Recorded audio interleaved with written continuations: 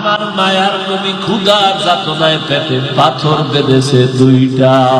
নবীও কান্না করে, সাহাবায়ে কেরামও কান্নায় বিভোর।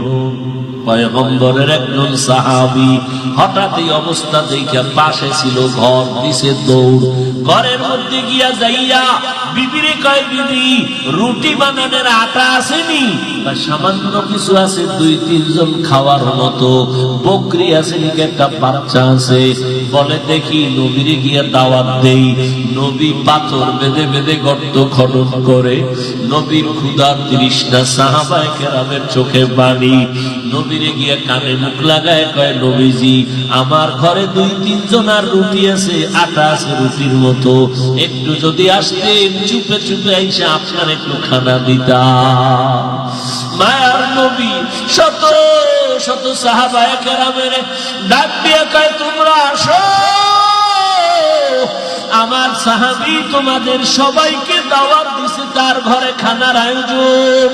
সাহাবী ভয় পেয়ে গেলেন, আবার একটা দৌড় দিয়ে ঘরে গিয়ে কয়, বিবি সর্বনাশ, নবীরে গোপনে বললাম 2-3 জনার খানা আছে, নবী সবাইকে দাওয়াত দিছে, এখন কি উপায় হবে? মান সম্মান কি হবে? আল্লাহর বান্দি যেমন তেমন কোন বান্দি না, আল্লাহর বান্দি আবেদা, সালেহা, যাকেরা, শাকেরা, আল্লাহর বান্দি নেককারিনী, কোরআন পড়ে, নামাজ পড়ে, স্বামীর জন্য দোয়া করে, স্বামীর হাতটা ধরে কয়, স্বামী আমার এত কেন পেরেশান হয়ে গেছো? কোন পেরেশানি করবা না, কারণ তোমার আমার জবানে কথা বলা হয় না।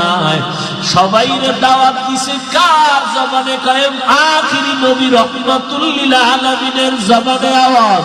কয় আমার নবী যদি বলে থাকে কোনো ভয় নাই, আমার নবী যদি বলে থাকে আলহামদুলিল্লাহ, নবীর কথার উপরে তুমি চুপ থাকো। এবার সাহাবী দৌড়াইয়া বিবির থেকে সান্ত্বনা পায় নবীর কাছে গেলেন।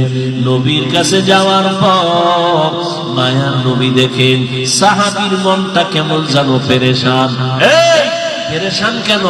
সবাইরে দাওয়াত দিছে এই জন্য, কোনো টেনশন নাই, জলদি করে ঘরের মধ্যে যাও, তোমার বিবেরে গিয়া বলবা রুটি বানাইয়া যেই পাত্রে রাখবে, গোশত পাকাইয়া যেই পাত্রে রাখবে, ঢাকনা দিয়া রাখবা, ঢাকনাটা উঠাইতে নিষেধ করবা।